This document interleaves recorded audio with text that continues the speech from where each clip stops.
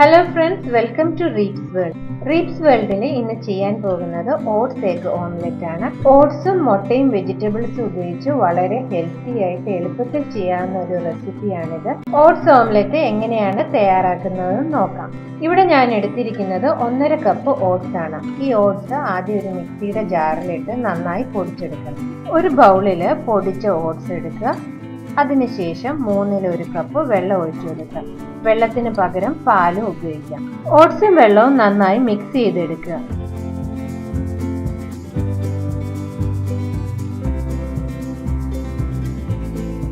ഇനി ഇതിലോട്ട് അരിഞ്ഞു വെച്ചിരിക്കുന്ന സവാള, ക്യാരറ്റ്, ക്യാപ്സിക്കം, തക്കാളി, കറിവേപ്പില എന്നിവ ചേർത്ത് കൊടുക്കാം. ഇതിലോട്ടിനി 2 മുട്ടയും ഉപ്പും കുരുമുളക് പൊടിയും ചേർത്ത് കൊടുക്കുക.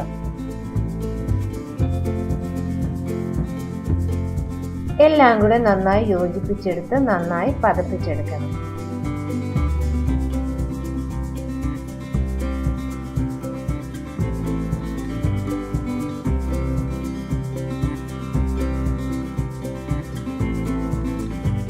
ഒരു പാൻ ചൂടാക്കിയതിന് ശേഷം എണ്ണ തൂത്ത് കൊടുക്കുക.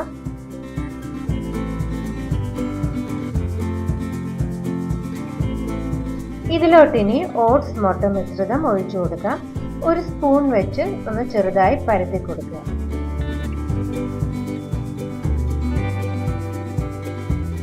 ഒരു മൂടി വെച്ച് അടച്ച് 2 മിനിറ്റ് വേവിച്ചെടുക്കുക. അടിവശം വെന്തിട്ടുണ്ട്. ഇനി നമുക്കിതൊന്ന് തിരിച്ചിടാം.